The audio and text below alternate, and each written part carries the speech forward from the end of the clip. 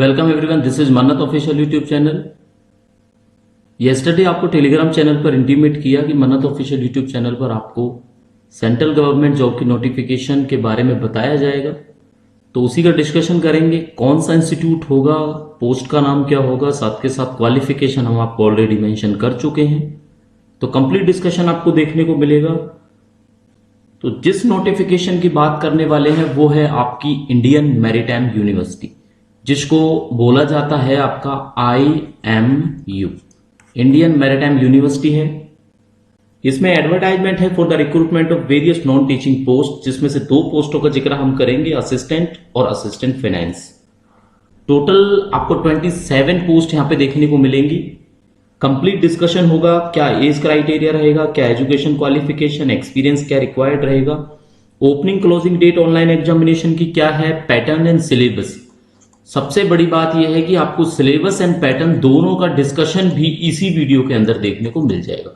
तो वीडियो को स्किप नहीं करना है, लास्ट तक वीडियो को आप लोगों ने देखना है अगर इंफॉर्मेशन आपको चाहिए। सबसे बड़ी बात है, एग्जाम बहुत जल्द होने वाला है इस पोस्ट का, इसलिए अगर आपने प्रिपरेशन आपकी बेटर है, आपने एग्जाम देना चाहते हो आप, तो आपको कंप्लीट नोटिफिकेशन के बारे में समझना बहुत जरूरी है। तो डिस्कस करेंगे इंडियन मैरीटाइम यूनिवर्सिटी रिक्रूटमेंट 2024 का। तो विदाउट डिले स्टार्ट करते हैं साथियों। देखते हैं फर्स्ट में क्या है। आपका ये शॉर्ट नोटिस है जिसके बारे में हम आपको पहले बताएंगे। आपको देखने को मिलेगी असिस्टेंट की पोस्ट और असिस्टेंट फाइनेंस। टोटल 15 पोस्ट इसके अंदर है, 12 पोस्ट इसके अंदर है, डायरेक्ट रिक्रूटमेंट है। जनरल की आप देख सकते हो 7 पोस्ट है इसके अंदर, और इसके अंदर 9 पोस्ट है। ठीक है। एक्स सर्विसमैन के लिए 3 पोस्ट है, रिजर्व है। फिजिकली डिसेबल्ड अगर कोई डेफ है या एलवी है, लो विजन कैंडिडेट है, तो उसके लिए 1 पोस्ट को रिजर्व रखा गया है। पे स्केल आप देखना चाहोगे, लेवल 4 की पोस्ट होती है ये। हालांकि असिस्टेंट लेवल 6 होना चाहिए, बट आपको लेवल 4 में ही देखने को मिलेगा ये 7 CPC में। विमेन कैंडिडेट्स के एलिजिबल हैं, ऑब्वियसली एलिजिबल हैं, उनको एनकरेज किया जाता है कि वो भी अप्लाई करें। तो अप्लाई आपका ऑनलाइन लिंक के थ्रू होगा, लिंक आपको वीडियो के डिस्क्रिप्शन में प्रोवाइड किया जाएगा। तो देखो बच्चों, आप देखोगे इसमें आपको देखने को मिल जाएगा कि ऑनलाइन एप्लीकेशन 9 तारीख से आपके स्टार्ट हो चुके हैं और 30 तारीख तक आप अप्लाई कर सकते हो। तो 30 तारीख को कितने बजे तक अप्लाई कर सकते हो ये भी हम डिस्कस करेंगे आपके साथ में।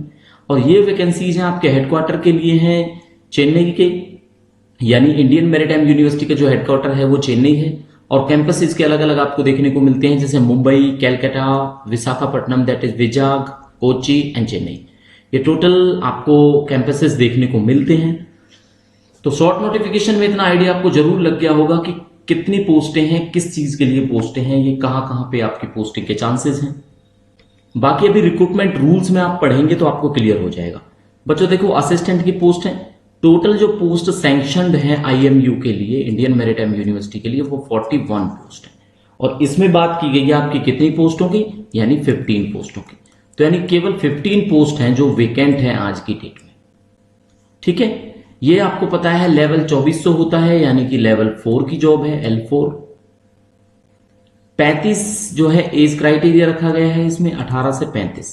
ठीक है। ये बहुत मायने रखता है जो बच्चे 30+ हैं।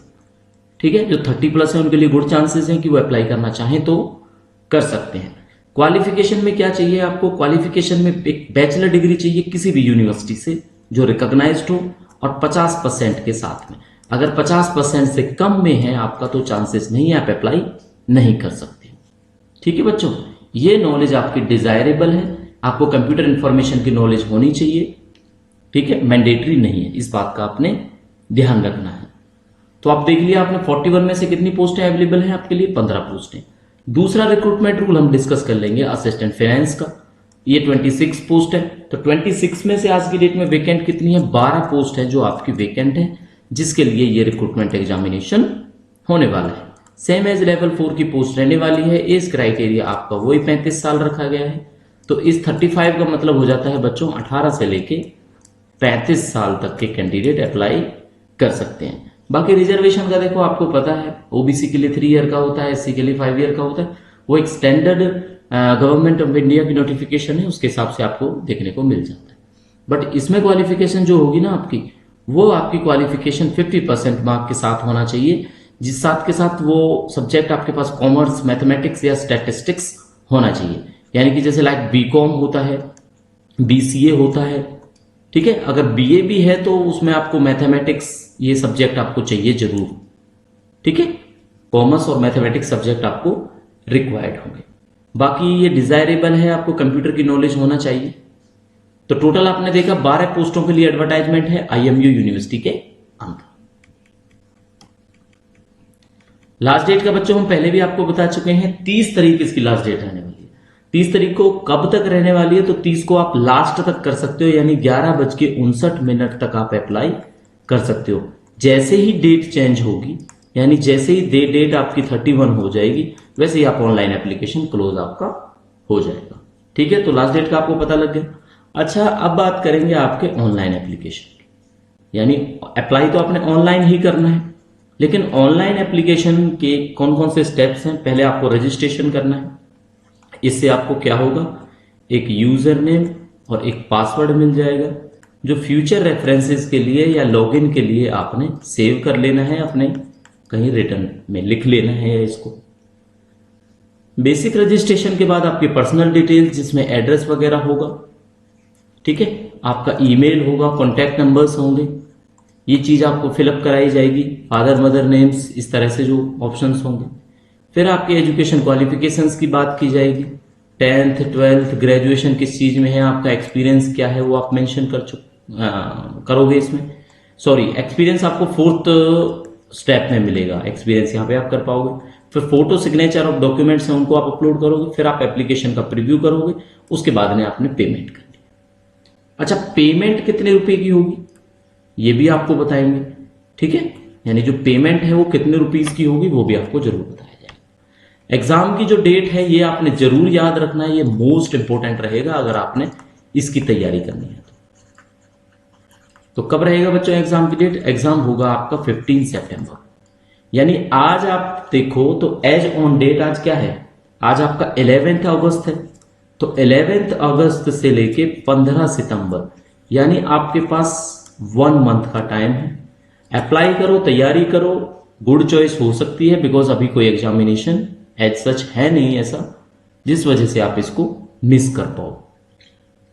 बाकी एप्लीकेशन फीस की बात करेंगे तो देखो, SC ST के लिए 700 रुपए रखा गया है। SC ST के लिए, जनरल का कोई कैंडिडेट है तो उसको 1000 रुपए पे करने पड़ेंगे, साथ में GST चार्ज, GST इनको भी देना पड़ेगा, 700 वालों को भी, ठीक है। फीस आपकी नॉन रिफंडेबल होती है, वो कोई बेसिक सी बात है। बाकी कोई विमेन कैंडिडेट है और फिजिकली डिसेबल्ड कैंडिडेट है तो उनके लिए फी नहीं लगेगी। अब फी नहीं लगेगी ये सोच के फीमेल कैंडिडेट्स अप्लाई कर देंगे, लेकिन उससे पहले एक इंपॉर्टेंट चीज है जो मैं आपको बता देता हूं विमेन कैंडिडेट्स के लिए। आपको याद रखना है, मेल फीमेल दोनों को ये चीज याद रखनी है।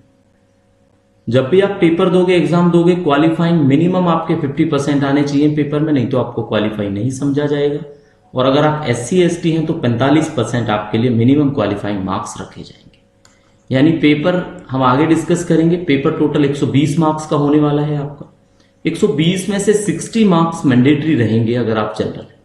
60 से कम सोचो 59 मार्क्स भी आते हैं तो आप क्वालिफाई नहीं हो, आपको कंसीडर नहीं किया जाएगा।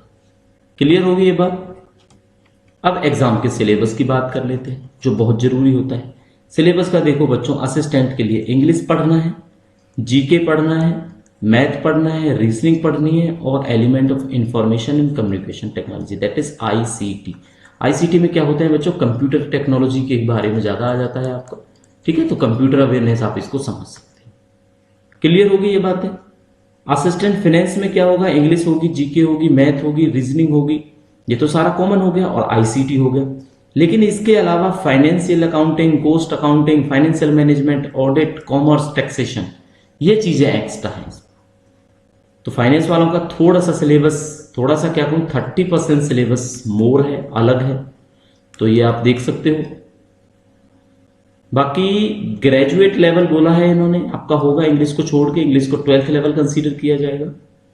तो ये आपका सिलेबस था। तो सिलेबस में आपको देखने को मिलेगा, अभी जो GK है, इंग्लिश है, इसके लिए क्या कर सकते हो, देखो GK की अभी तक हमारी 5 या 6 क्लास हो चुकी है। नेक्स्ट इन फ्यूचर बच्चों का भी रिस्पॉन्स अच्छा नहीं है क्लासेस देखने का, आप देख ही रहे होंगे, इतना रिव्यू अच्छा है नहीं। फिर भी क्लासेस आपको देखने को मिलती रहेंगी, क्योंकि इतना पता है जिस दिन आपका एग्जाम होगा आप ये क्लासेस जरूर देखोगे। अभी आपको समझ में शायद नहीं आएगा, बिकॉज आपके सामने कोई एग्जाम नहीं है, कोई टारगेट नहीं है, तो शायद आप लाइटली उस चीज को समझ रहे हो। तो जीके के लिए हमारी जो PYQ सीरीज है बड़ी काम की रहेगी, कोई भी एग्जाम अगर आपने देना है तो। ठीक है, तो जीके के लिए इन फ्यूचर हम कुछ भी करेंगे ना, केवल PYQ के बेस्ड पे करेंगे, क्योंकि इंपॉर्टेंट होते हैं ये क्वेश्चंस आपके लिए।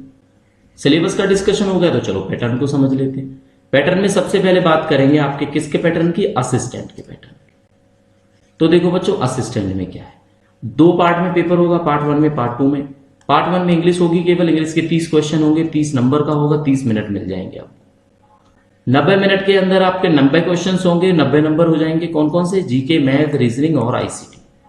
ठीक है, तो टोटल 120 क्वेश्चंस, 120 मार्क्स, 120 मिनट्स। समझ लेना, इजी रहेगा। ठीक है, अब आपका पैटर्न की बात कर देंगे फाइनेंस की, असिस्टेंट फाइनेंस। तो ये इंग्लिश का सेम रहेगा। ये जो 90 का है ना, इसमें बाइफर्केशन है, जीके, मैथ, रीजनिंग और जो आपका फाइनेंशियल अकाउंटिंग और ICT, ये सारा मिला के। ठीक है, तो यहां पे भी आप देखोगे 120 मिनट्स, 120 मार्क्स, 120 क्वेश्चंस। तो यानी कि एक क्वेश्चन आपका 1 मार्क का होगा। अब समझने वाली बात है कि इसके ऐसा नेगेटिव मार्किंग भी होगी, तो नेगेटिव मार्किंग के बारे में भी आपको बताएंगे। उससे पहले आपने समझ लेना है एग्जाम वेन्यू के बारे में। अच्छा, फीमेल कैंडिडेट्स या मेल कैंडिडेट्स की जो हम बात कर रहे थे कि आपको अप्लाई करने से पहले समझना है, तो यही समझना है बच्चों। इन सिटीज में एग्जाम होने वाला है आपका, नई दिल्ली होगा, लखनऊ होगा, पटना, कैलकाटा, गुवाहाटी, हैदराबाद, चेन्नई, कोचीन, बेंगलोर, मुंबई, भोपाल एंड जयपुर। अगर अब कोई कैंडिडेट चंडीगढ़ का है, मोहाली का है, पंचकुले का है, तो उनको ये चीज जरूर याद रखनी है कि पेपर एटलीस्ट जो मिनिमम सेंटर है आपका, शायद नई दिल्ली बने या जयपुर बने। नई दिल्ली तो आप मान के चलो, तो अगर न्यू दिल्ली आप पेपर देने नहीं जा सकते तो फॉर्म भरने से पहले सोचना इस चीज को। ठीक है, क्योंकि पेपर चंडीगढ़ मोहाली नहीं होगा, ये बात मैं आपको पहले ही बता देता हूं। नेगेटिव मार्किंग की बात करी थी अभी हमने, तो 1/4 की आपको नेगेटिव मार्किंग देखने को मिलेगी। जब 1 मार्क्स का एक क्वेश्चन होगा ना बच्चों, तो 1/4 हो जाता है आपका 0.25। एक क्वेश्चन गलत कर दो, 0.25 मार्क्स हैं जो आपके माइनस हो जाएंगे। ठीक है, पता लग गया आपको नेगेटिव मार्किंग के बारे में। अब कुछ इंपॉर्टेंट चीजें हैं। एग्जाम सेंटर जो है ना, आप 3 अपनी चॉइस के भरोगे। जैसे सोचो आपने न्यू दिल्ली भर दिया, न्यू दिल्ली के बाद शायद आपको नजदीक लग रहा है, फिर भाई क्या करें, जयपुर भर दिया। फिर अगर आप सोचो कोई एक और कैलकाटा या कोई जो आप फिल करना चाहो वो कर सकते हो। तो 3 चॉइसेस आपको देखने को मिलेंगी। रिटर्न के बाद अगर आप सिलेक्टेड होते हो तो कुछ भी होगा ना, आपका DV होगा या कुछ भी, तो वो आपका चेन्नई होगा हेडक्वार्टर। ये याद रखना, चेन्नई जाना पड़ेगा पेपर अगर क्वालिफाई किया तो। याद रखना कि सर ने बताया नहीं कि हमें तो इतनी लोकेशन, जो डिस्टेंट लोकेशन है उस पर हमें नहीं जाना। तो ये सोच के ही आप फॉर्म को अप्लाई करना। अभी टाइम है, तो फॉर्म अप्लाई करने के अभी आपके 20 डेज के अप्रॉक्स बचे हुए हैं, आप अप्लाई कर सकते हो। बाकी कोई इन्फॉर्मेशन फिर भी आपके समझ में अगर नहीं आई है तो mannatofficial14@gmail.com पर हमसे कांटेक्ट करके बात कर सकते हैं। इंग्लिश GK CCS रूल्स के लिए हमें फॉलो कर सकते हैं। इसी तरह की क्लासेस, इसी तरह की इंफॉर्मेशन इंस्टेंट तरीके से मिलती रहेगी, तो हमें टेलीग्राम एंड यूट्यूब दोनों पर आप फॉलो कर सकते हैं। तो साथियों, इसी तरह की इंफॉर्मेशन के साथ मिलते हैं नेक्स्ट टाइम। तब तक के लिए thank you and see you soon.